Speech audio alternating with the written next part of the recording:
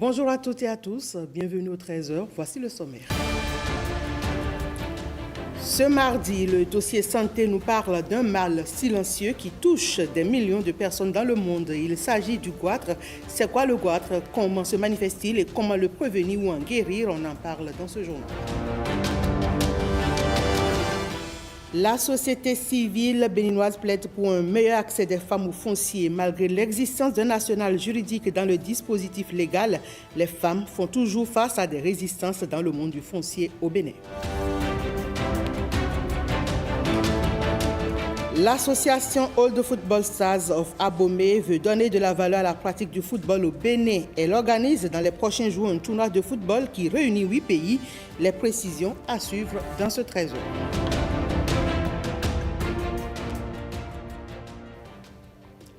Parlons coopération. Pour démarrer, Cheng Wei est le nouvel ambassadeur extraordinaire et plénipotentiaire de la République populaire de Chine près le Bénin, en remplacement de Pin Jintao. Il a été accueilli au ministère des Affaires étrangères dans l'après-midi de ce lundi 2 décembre 2024. Voici ses premiers mots au micro de Marcela Rossi et Igor Ayoso. C'est un honneur pour moi d'être accrédité comme ambassadeur chinois au Bénin. J'ai le plaisir de connaître le beau pays du Bénin.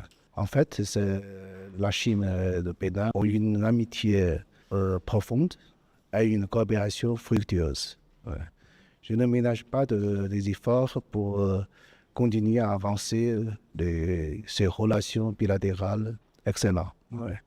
J'ai la conviction aussi sur la direction des dirigeants de notre pays, avec le soutien de nos partenaires béninois, nous aurons encore beaucoup plus de fruits concrets au bénéfice de nos deux peuples. Parlons de ce programme qui vise à accroître la capacité productive des ménages les plus pauvres du Bénin.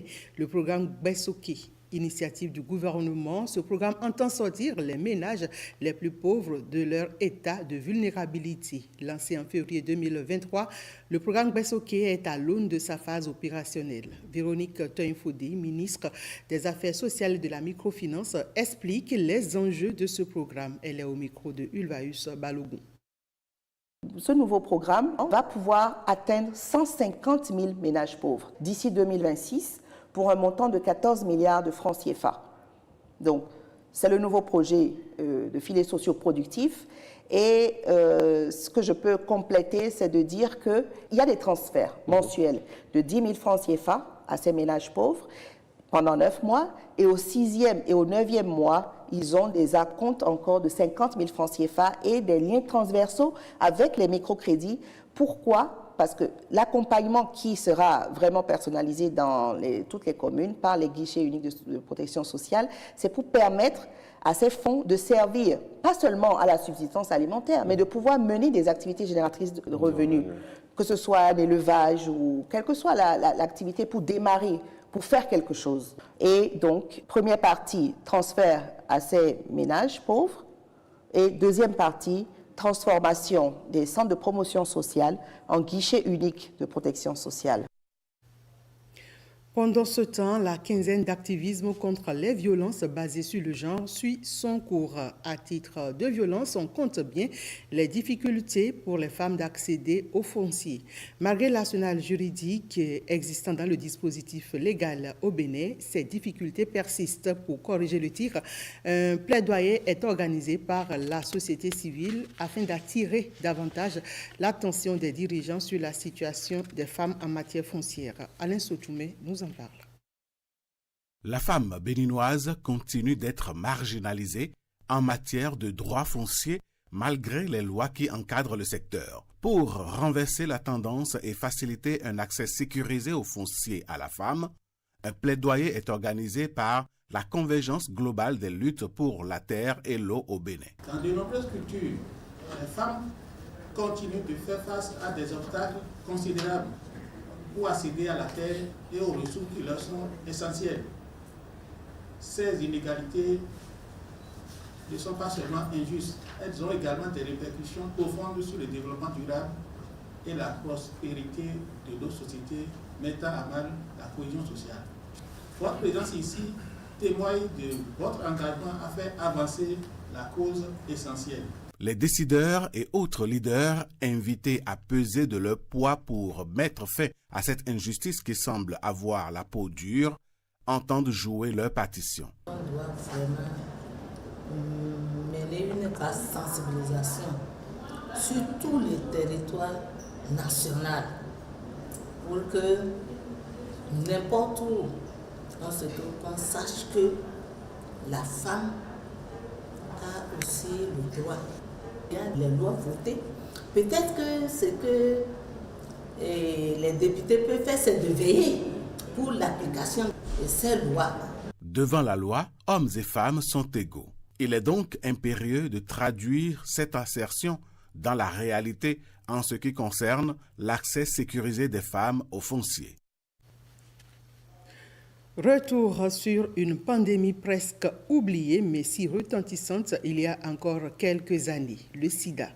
Nous sommes en décembre et la 36e journée mondiale de lutte contre le sida nous rappelle depuis ce 1er décembre 2024 que cette pandémie rôde toujours. Il ne faut baisser ni la garde ni les précautions. Message essentiel envoyé au Palais des Congrès par les acteurs et organismes impliqués dans la lutte. Suivons le chemin des droits. Tel est le thème de la 36e journée mondiale de lutte contre le sida. Au Bénin, c'est le Palais des Congrès de Cotonou qui a abrité le lancement de cette journée. Dans cette lutte, les efforts de tous sont nécessaires, qu'il s'agisse des autorités politiques et religieuses, qu'il s'agisse des travailleurs de santé, des enseignants, des organisations communautaires. Nous sommes tous appelés à contribuer à cette lutte à l'échelle individuelle par nos comportements, par la sensibilisation auprès de nos proches et par des actions de masse.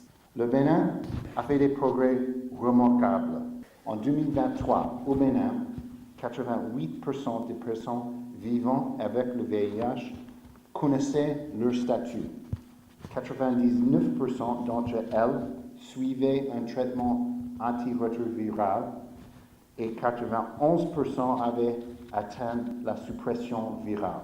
Travailler à mettre fin aux stigmatisations dont sont victimes les personnes vivant avec le VIH-Sida. C'est l'objectif principal que vise cette 36e journée. Ce thème choisi à dessein nous amène à réfléchir à nos responsabilités individuelles et collectives en matière de santé, de dignité et de droits humains en général, et en particulier à ceux au profit des personnes vivant avec le VIH qui demeurent encore stigmatisés dans nos sociétés et même dans nos formations sanitaires où ils sont censés pourtant recevoir des soins sympathiques. Profitant de l'occasion et durant 10 jours, une campagne de dépistage du VIH-Sida, de la syphilis et de l'hépatite B est organisée par le ministère de la Santé. Passons à présent au dossier du jour. On parle du goitre ou l'augmentation anormale de la glande thyroïde qui touche des millions de personnes dans le monde, souvent en silence. Et quels sont les facteurs qui favorisent son apparition? Comment peut-on le prévenir ou le traiter efficacement? Et pour répondre à ces questions, nous avons interrogé un endocrinologue spécialiste des maladies hormonales et une nutritionniste qui nous explique l'impact de l'alimentation sur la santé de notre thyroïde. C'est à travers le dossier du jour présenté par Christelle Tongodo.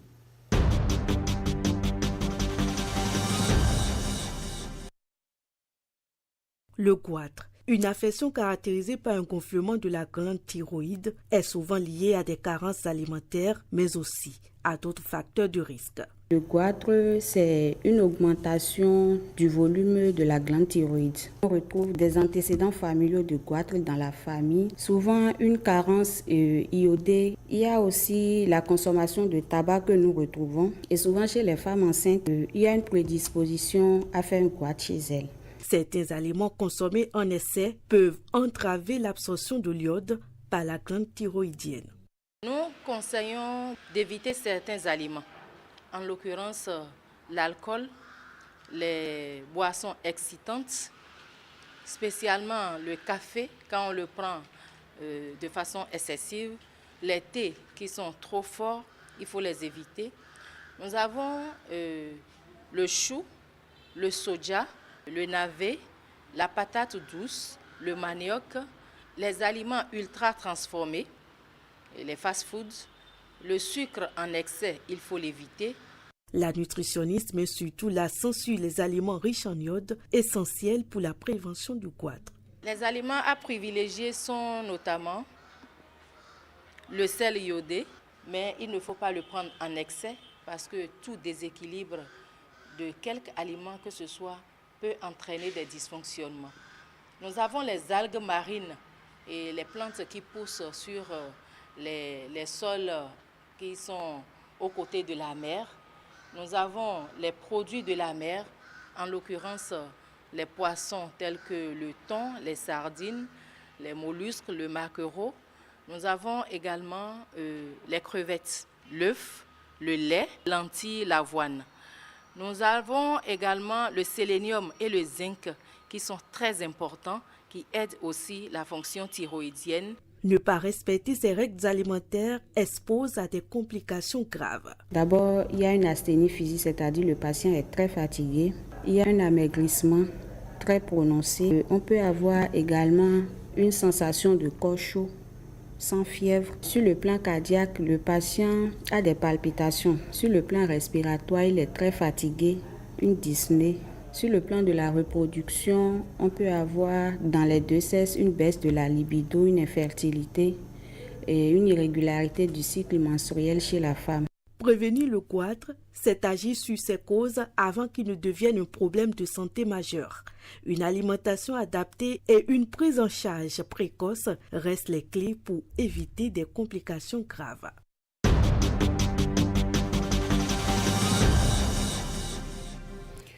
La chaîne de l'espoir, organisation humanitaire internationale dédiée à l'accès aux soins pour les enfants défavorisés, célèbre ses 30 ans de présence au Bénin. Ce jalon historique reflète son engagement dans l'amélioration des conditions de santé des enfants et des populations vulnérables. Nos témoins de l'événement à Cotonou, Marcel Arossi et Jules Akoigou. Depuis 3 décennies, l'Association internationale Chaîne de l'Espoir intervient dans le monde pour offrir des soins médicaux spécialisés, souvent inaccessibles localement, à travers des partenariats avec des hôpitaux locaux, des formations pour le personnel médical et des programmes de chirurgie pédiatrique. Elle a transformé la vie de milliers d'enfants dans le monde et depuis peu au Bénin. Nous organisons des missions foraines, c'est-à-dire des équipes chirurgicales pédiatriques du CNH-UKM et du CHML qui vont dans des hôpitaux de province pour opérer. Et là, nous avons opéré plus de 1000 enfants et consulté plus de 3000. La chaîne de l'espoir a déjà renforcé ses activités au Bénin depuis le début de l'année 2024 en ouvrant un bureau, en recrutant des équipes pour augmenter notre soutien à la chirurgie cardiaque pédiatrique au Bénin, pour participer, pour collaborer étroitement avec les autorités sanitaires du Bénin, avec le ministère de la Santé évidemment, pour essayer de favoriser le développement d'une filière de chirurgie cardiaque pédiatrique. En collaboration avec des institutions béninoises, la chaîne de l'espoir a déjà organisé des missions médicales dans des domaines tels que la cardiologie, l'orthopédie et la chirurgie plastique, permettant de traiter des cas complexes tout en renforçant des compétences locales. Non seulement ils nous aident donc à faire prendre en charge, donc à faire opérer ces enfants à l'étranger, mais ils sont en train de nous aider à mettre en place, ici au Bénin, la possibilité de faire opérer ces enfants non plus à l'étranger, mais chez nous au Bénin. Donc vraiment, c'est beaucoup de gratitude vis-à-vis de la chaîne de l'espoir. À Cotonou, la célébration des 30 ans de la chaîne de l'espoir est non seulement une reconnaissance de son travail, mais aussi un appel à l'action pour continuer à soutenir les enfants béninois dans leur droit fondamental à la santé. Le 30 novembre dernier, à Cotonou, Marion Verne Vinayon Ayinon a présenté son ouvrage intitulé « UEMOA, 30 ans d'intégration régionale pour le transport terrestre et les infrastructures routières ». Ce livre retrace 3 décennies de progrès, mêlant analyse rigoureuse et engagement pour le développement régional.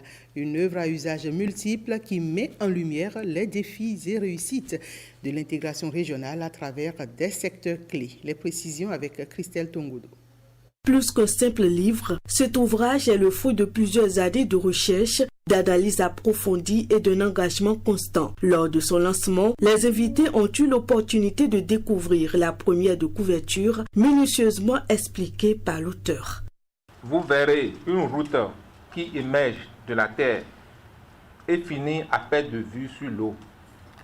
Cela signifie que le développement de notre réseau a commencé par des routes en terre. Au milieu, la chaussée bitumée, bien tracée, symbolise le développement des infrastructures routières dans l'UEMOA. La façade maritime montre la complémentarité entre le transport terrestre et le transport maritime. Le camion bleu-blanc qui circule matérialise le type de véhicule qui sollicite le plus les routes à l'effort. Cet ouvrage se veut à usage multiple, offrant à la fois une réflexion stratégique et des outils pratiques pour les acteurs du développement régional. Son auteur, dont le parcours académique est remarquable, est titulaire d'un master en sciences politiques obtenu en France, ainsi qu'un diplôme de spécialiste en coopération au développement décroché en Italie. Une expertise qui donne à cette œuvre une profondeur et une vision unique, en phase avec les objectifs d'intégration de l'UEMOA. D'une part, il permet aux consultants d'avoir une prise en main rapide de la situation régionale du secteur du transport et des infrastructures. Et d'autre part, il sert de miroir aux acteurs des différents États pour une reconnaissance sous différents angles des réalités du secteur qu'ils vivent au quotidien. Ce livre symbolise non seulement le chemin parcouru par l'UEMOA, mais également sa volonté de bâtir des infrastructures et des transports durables, vecteurs d'un développement harmonieux dans l'espace communautaire. L'Agence de développement des petites et moyennes entreprises forme les jeunes à l'esprit de l'entrepreneuriat. Après quelques jours de formation, ces jeunes ont reçu samedi dernier leur parchemin. Il est question de susciter chez ces derniers l'esprit d'initiative et la persévérance pour réussir. Reportage. Formation des jeunes sur l'esprit entrepreneurial. L'Agence de développement des petites et moyennes entreprises ADPME outille les apprenants. Une initiative qui répond à la vision de développement économique durable, inclusif au Bénin.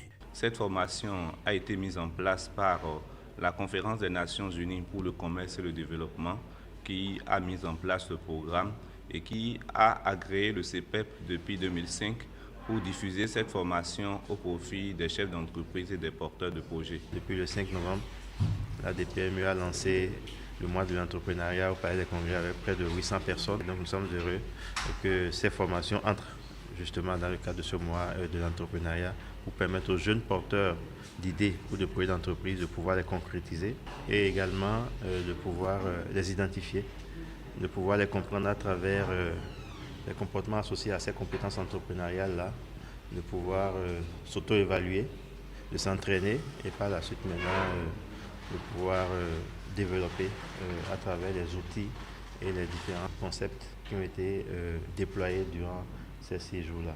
Ces jeunes repartent bien aguerris et prêts à donner le meilleur d'eux-mêmes. Durant cette formation, nous avons découvert et exploré les 10 compétences personnelles de l'entrepreneur. Compétences qui se déclinent en 30 comportements essentiels pour quiconque aspire à réussir dans le monde des affaires. Ces compétences qui incluent la recherche d'opportunités et d'initiatives, la persévérance, l'engagement et la prise de risque, pour ne citer que ceux-là, nous ont été enseignées de manière purement pratique. De quoi mettre en valeur le leadership qui sommeille en ces personnes. Par ailleurs, le Salon de l'emploi, occasion de détection de talents chez les jeunes entrepreneurs, a pris fin le vendredi dernier au campus d'Abomey-Calavi. Le savoir-faire des participants a été reconnu au cours de la rencontre. L'objectif est de les amener sur le terrain de l'innovation à travers la recherche. Gilles Danzou. Le Salon de l'emploi, un creuset d'opportunités et d'innovation entrepreneuriale. Encourager les jeunes détenteurs de projets innovants à se faire connaître davantage afin de relever les défis liés à l'employabilité. Un jury bien averti a examiné le savoir-faire de ces jeunes en matière de créativité. Plusieurs chèques en guise de récompense leur sont attribués. L'innovation porte sur la fabrication et mise en place des moulins solaires automatiques et silencieux à Ségal. Ce sont des moulins qui seront alimentés par l'énergie solaire disponible gratuitement. Donc les propriétaires de moulins ou bien les gens qui payent les moulins n'auront plus besoin de payer de gasoil ou bien de payer des factures d'électricité à la fin du mois, ni payer aussi un agent de mouture parce que c'est un moulin automatique. Avec ce chèque, on pense mettre en place un moulin solaire automatique et silencieux dans l'un des marchés urbains du Bénin. L'université d'Abomey-Calavi s'honore de la tenue de ce salon. Les échanges et les rencontres qui ont eu lieu ici sont autant de pas en avant pour l'insertion professionnelle de nos jeunes.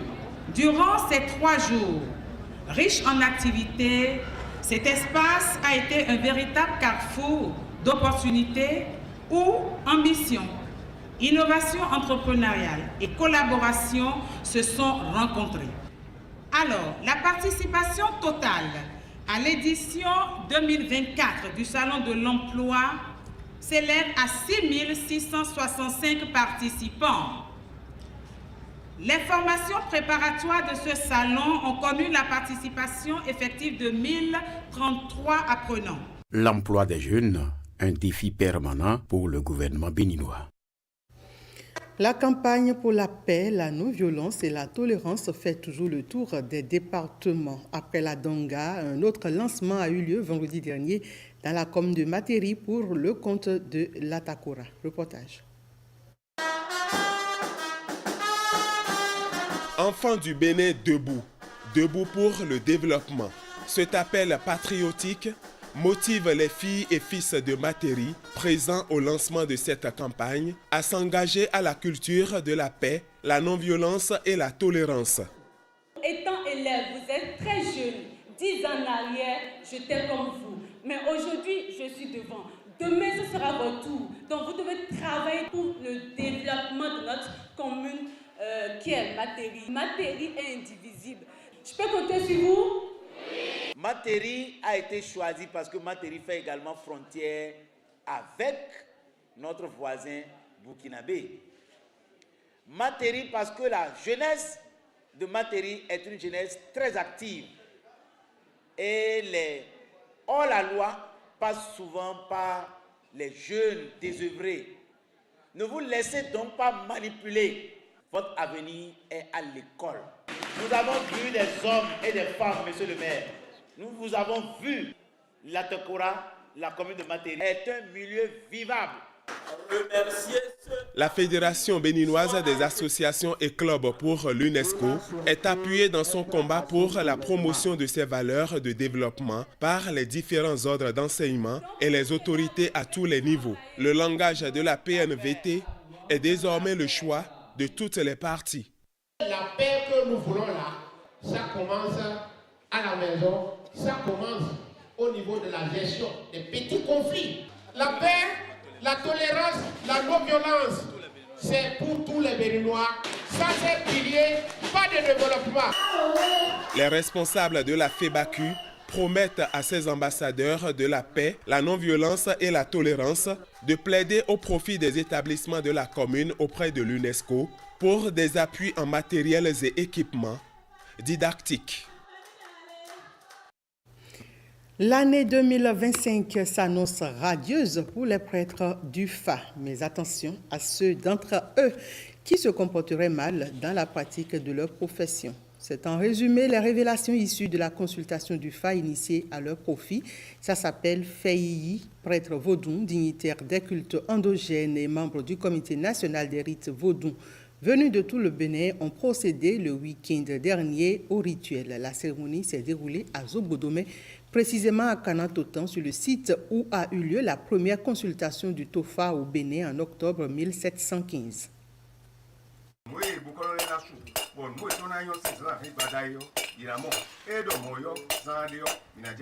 Ça, Toula Moulin Sa, connu sous le nom de l'été Toula et Béfou, ce sont les 3 principaux signes révélés lors de la consultation du FA 2025.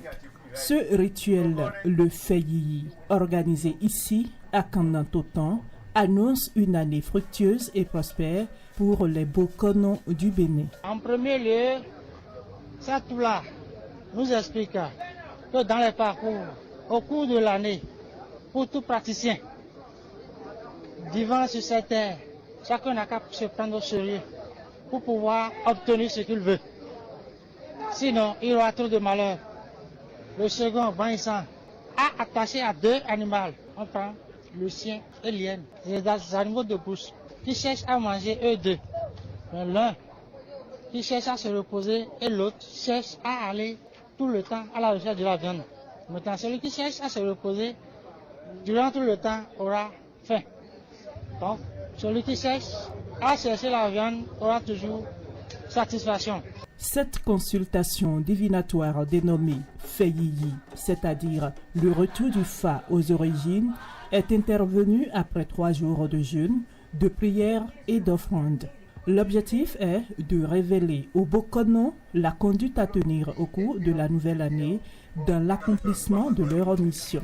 L'initiative est du Comité national des rites vaudous du Bénin. C'est donc un rituel qui concerne les Bokono, pas plus. Au terme de 3 jours de jeûne rituel par les prêtres qui officient, la parole qui est arrivée est une parole merveilleuse, une parole qui porte l'espoir pour les Bokono pour le reste des jours à venir. Des sacrifices seront faits pour conjurer le mauvais sort et permettre à ces professionnels de Fa d'exercer leur métier en toute quiétude. Cependant, ces prêtres du Fa devront respecter les différentes consignes de la consultation.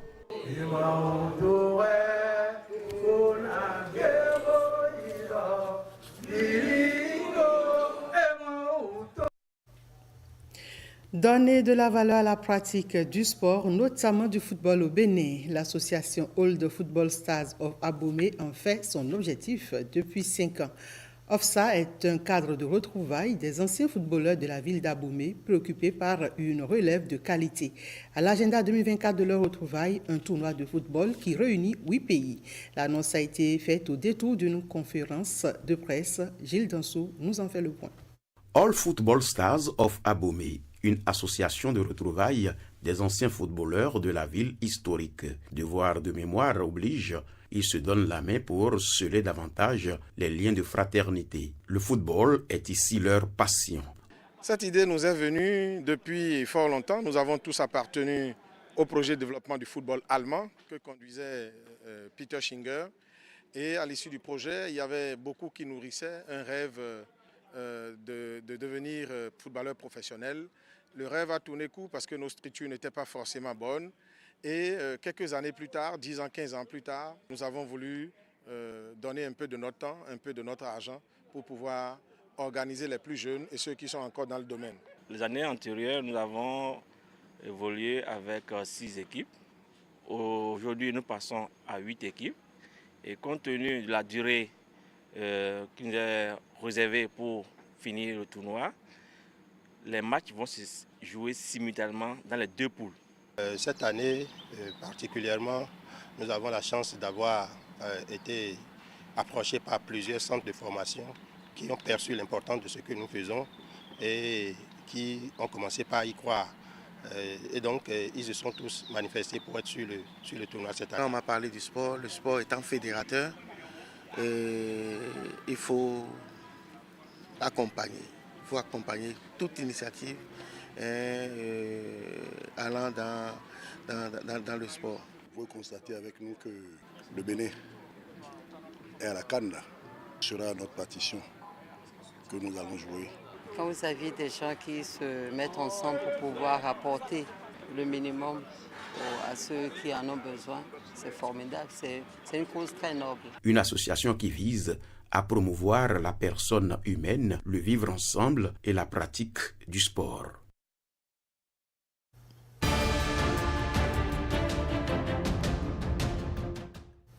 Et voici le monde en bref avec Alessandra Diotan. Des affrontements entre supporters au cours d'un match de football ont fait au moins des dizaines de morts dimanche 1er décembre 2024 à Nzérékoré dans le sud-est de la Guinée. Le gouvernement guinéen a rapporté qu'au moins 56 personnes y ont trouvé la mort. Tout serait parti d'une contestation d'une décision de l'arbitre. Des supporters ont alors envahi l'aire de jeu. Tchad, fin des accords militaires entre Paris, mais pas de logique de remplacement. Le président tchadien assure que son pays, dernier à abriter des forces françaises au Sahel, où Moscou gagne du terrain, avait mis fin aux accords militaires avec la France dans un esprit d'indépendance et de respect de la souveraineté des États et non dans une logique de remplacement. Cette décision n'a pas été prise de manière légère. Elle résulte d'une réflexion approfondie et d'une évaluation minutieuse. La plus haute juridiction des Nations Unies entame des audiences sans précédent visant à établir des lignes directrices juridiques des pays face au changement climatique et pour aider les nations vulnérables à le combattre. Ces audiences verront plus de 100 pays et organisations se présenter devant la Cour internationale de justice, soit le nombre le plus élevé jamais atteint. La paix n'a pas de prix et la guerre n'a pas de vainqueur. Il fallait, je cite, se battre ensemble pour éviter la guerre. Fin de citation, a déclaré le président taïwanais lors d'une visite au mémorial de l'USS Arizona à Hawaï, consacré aux Marines américains tués lors de l'attaque de Pearl Harbor. Lai Ching-te va passer 2 jours à Hawaï, première étape d'une tournée dans plusieurs territoires du Pacifique qu'il présente comme l'entrée dans une nouvelle ère démocratique. Et c'est la fin de ce 13h. Merci à toutes et à tous de l'avoir suivi.